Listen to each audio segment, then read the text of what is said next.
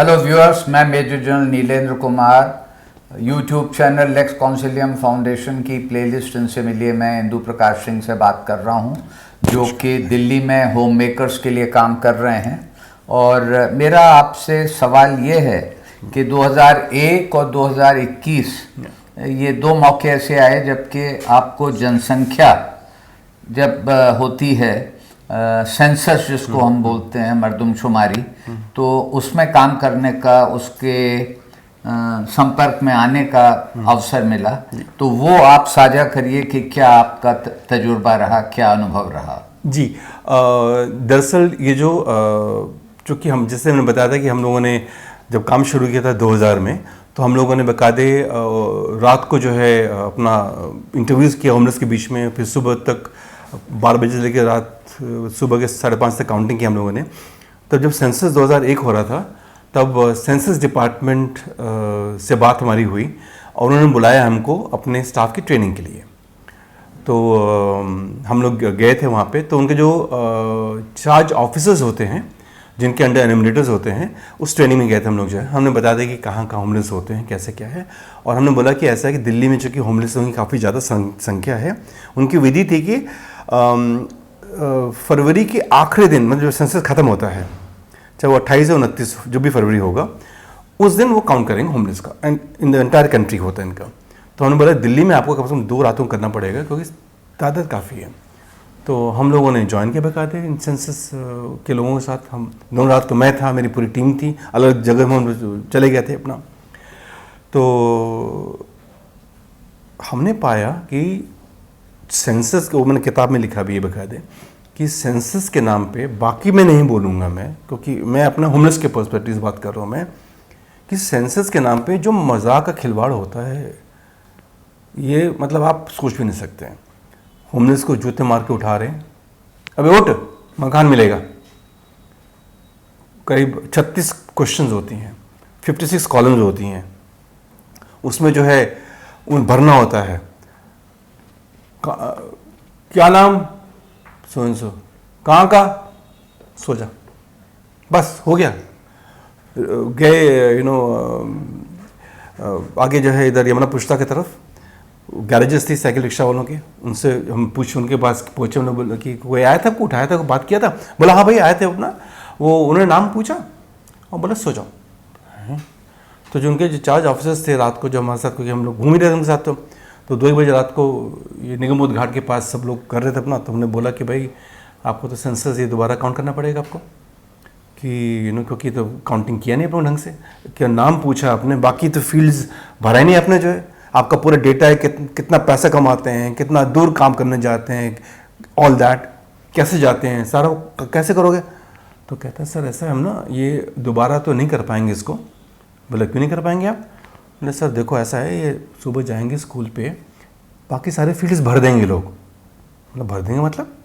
बोले सर ये टीचर लोग होते हैं स्कूल के, इंटेलिजेंट लोग होते हैं, ये सारा डेटा खुद भर देंगे। अच्छा, ये आप इन्फॉर्मेशन उनसे इकट्ठा करना था कि आपसे इकट्ठा करना है इन्फॉर्मेशन? तो बोले सर एक्चुअली ये डबल काउंटिंग हो जाएगा अगर हम करेंगे दोबारा सेंसस।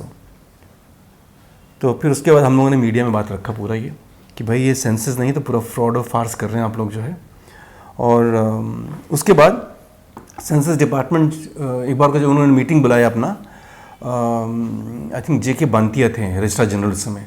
तो पूरा सेंसस कमिश्नर्स बैठे हुए थे बाकी देश के पूरे, हम लोग भी गए उस मीटिंग में। हमें था कि वो पूछेंगे क्या हुआ, कैसे क्या हुआ। सारे करीब 50 लोग थे उस कमरे के अंदर, हम 2-3 लोग थे केवल। जो हमारी भद पीटी ना, सब गाली दे रहे हैं हमको कि क्या है, आपने सेंसस का 100 साल का पूरा डिपार्टमेंट है, आपने उसकी बदनामी कर दी, पूरे मीडिया ने छाप दिया कि हमने ये। तो उन्होंने बोला देखिए ऐसा है, 100 साल की पुरानी संस्था हो चाहे 1000 साल की पुरानी संस्था हो, अगर आप ठीक से काम नहीं करेंगे, हम बाकायदे इस किताब के अंदर लिखा हुआ है पूरा वो कि क्या क्या किया उन्होंने, कैसे कैसे किया उन्होंने। जो बंदा हेलमेट लगा करके, ऐसे आप पिक्चर्स देख लीजिए, आपका सेंसस का जो एनुमरेटर है हेलमेट लगा के स्कूटर बैठा हुआ है आईएसबीटी पे, होमलेस नीचे बैठा हुआ है, उससे पूछ रहा है, वो क्या सुनेगा वो इतनी शोर में अपना जो है। तो खैर हम लोग भी बोल के आए वहाँ बकायदे, काफ़ी गर्मी थी अपना। तो 2000 का ये था अपना। फिर 2011 में 21 का एक्चुअली सेंसस हो नहीं पाया अभी, तो 2011 में सेंसस हुआ, तो फिर उस प्रोसेस में चूँकि हमारी बाकी पूरी टीम देश में फैल चुकी थी, तो हमने बाकी सारे लोग दोस्तों को बोला भाई बम्बई में, कलकत्ता में, चेन्नई में, सब जगह तुम लोग अपना सेंसस हो रहा है उसका थोड़ा सा आप लोग सपोर्ट करना पूरा भी दे। तो दिल्ली में हम लोग फिर दोबारा थे, तो दिल्ली में हमने इस बार बोला कि आपको 5 रातों को करना है। 5 रातों को किया उन्होंने, वही हाल, उनके जो एनिमिनेटर्स आ रहे हैं शराब पी के आ रहे हैं। 5000 लोग सो रहे हैं जामा मस्जिद में, 2 एनिमिनेटर्स पहुँचे हैं। बोले आप 5000 का एनिमिनेशन कैसे करेंगे? पूछ रहे हैं हाँ भाई क्या नाम तेरा? बोला इस्लाम। अच्छा हिंदू है? हाँ, मतलब नाम बता रहे इस्लाम और हिंदू है। हाँ, मतलब वो मजाक, खुद भर रहे हैं फॉर्म्स, अंगूठा मैन का, ये विमेन का, ये डिजेबल्ड का। मतलब एक बंदे का हाथ पूरा नीला पड़ गया था क्योंकि वो फॉर्म सारी उंगली इस्तेमाल कर रहा है वो अपना ठप्पा लगाने में। तो मतलब ये हमने पाया, और ये चीज़ दिल्ली में ही नहीं बल्कि कलकत्ता में, हैदराबाद में, बॉम्बे में, हर जगह जो है होमलेस के जो आंकड़े हैं ऐसे गिने गए। तो जैसे कि हम लोगों ने 2000 में काउंट किया था 52,765 लोग दिल्ली में, सेंसस 2001 कहता है, इस बुक में डेटा बता दें, वो करीब 24,966 लोग हैं। और 2011 का आंकड़ा बताता है, हमने काउंट किया था 2008 में 88,410 लोग दिल्ली में, और सेंसस 2011 कहता है कि 44,000 कुछ लोग हैं होमलेस। तब हम जितना भी काउंट किया हम लोगों ने, सेंसस उसका बिल्कुल हाफ है। तो इसमें होता है क्या कि सेंसस जब पूरा काउंट नहीं करेगा तो जो पूरी प्लानिंग होती है आपकी, जो रिसोर्स होते हैं, एलोकेशन होता है, वो कम होगा। अब जैसे 2001 के सेंसस के बाद दिल्ली में शेल्टर्स बनाने की बात हुई, जो मास्टर प्लान में आया वो था कि चूंकि 24,000 है तो 25 साइट्स पे शेल्टर्स बनेंगी, एक शेल्टर 1 लाख पॉपुलेशन के लिए। तो वो जो पूरा जो प्लानिंग होता है आप उस सेंसस के डेटा पे करते हैं। आपका जब डेटा ही गलत है, आपका प्लानिंग, रिसोर्स सब कुछ गड़बड़ हो जाएगा पूरा आपका जो है, इसीलिए प्रॉब्लम सॉल्व कर नहीं पाते हैं आप जो। ये वास्तव में एक मुश्किल समस्या है, और जब तक कि इसमें पार्टनरशिप नहीं होगी पब्लिक और प्राइवेट की, in this sense government officers की विद द एक्टिविस्ट, तब तक शायद ये सही ढंग से ना हो पाए। और दूसरा इसी से मिलता जुलता एक मेरा सवाल ये है कि कुछ आपने ये बताया कि हेल्थ का इंटरवेंशन हुआ होमलेस लोगों के लिए, तो वो क्या बात थी? जी, उसमें आई थिंक एक्चुअली हम लोगों ने काफ़ी सारे जो कहते हैं नवाचार, इनोवेशंस जो है हम लोगों ने किया उसके अंदर, कि जैसे था कि हम लोगों ने जामा मस्जिद में, शायद मैंने पहले बताया था कि हम लोगों ने बाकायदे एवरी मतलब सोमवार और थर्सडे हम लोग जो है अपना हेल्थ क्लिनिक चलाते थे, health intervention group for homeless करके। और वहाँ पे जो था मतलब that was the first clinic on the streets of Delhi, क्योंकि जब पाया हम लोगों ने होमलेस को देखने के लिए, जैसे बताया पूनम दस की कहानी, उसको 22 घंटे लग जाते हैं एडमिशन के लिए, तो हमारा था कि भी कम से कम फुटपाथों पे होमलेस लोगों का इलाज हो सके, उनको दवाइयाँ मिलें।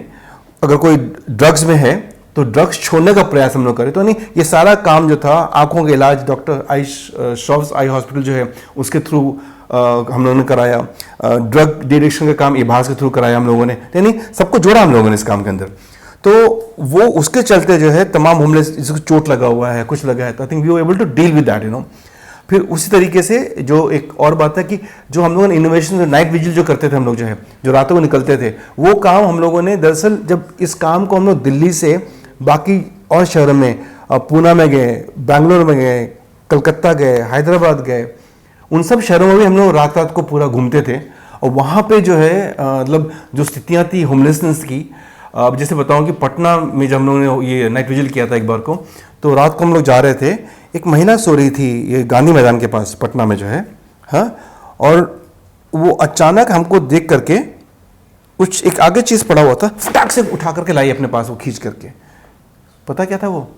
मरा हुआ चूहा, कि उसको बाद में खाती वो चूहे को।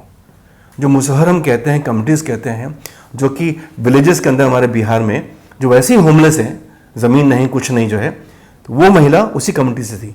मतलब वो चूहा को उठा रही है कि जिससे कि उसको कुछ खा सके वो।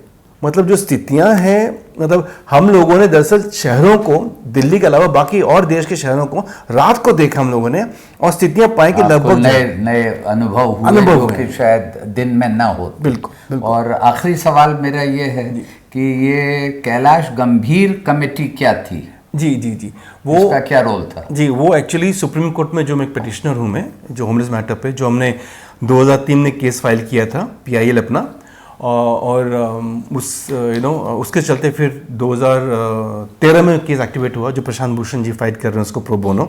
इनफैक्ट अभी नेक्स्ट डेट हमारा इस फ्राइडे को है उस केस के अंदर जो है। तो चूंकि स्थितियां सुधर नहीं रही थी, तो सुप्रीम कोर्ट ने कैलाश गंभीर, जो जस्टिस कैलाश गंभीर जो दिल्ली हाईकोर्ट जज थे, उनकी कमेटी बनाई उन्होंने कि आप जाकर पूरे देश में आप जा करके आप बाकायदे आप शेल्टर्स निरीक्षण करिए और आप बताइए कि क्या स्थितियां हैं।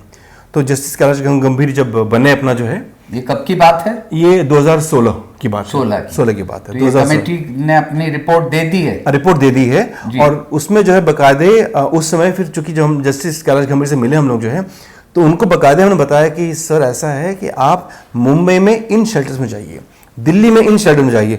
तो जहां जहां भी गए विजिट के लिए, हमारे जितने भी एक्टिविस्ट थे लखनऊ में, सब जगह वो एसोसिएटेड रहे, वो मिले, और उसके कारण जो है वो वास्तविक रूप से जो है मतलब सही रिपोर्ट दिया। और उसके बाद जो है फिर सुप्रीम कोर्ट ने बकायदे जो state level shelter monitoring committee बनी है, जिसका मैं भी मेंबर हूँ दिल्ली में, उसके तरफ उन्होंने अपना वो इंडिकेट किया था कि प्रॉपर एक कमेटी होनी चाहिए पूरे शहरों में, हर राज्य में, वो बन सकी जो है।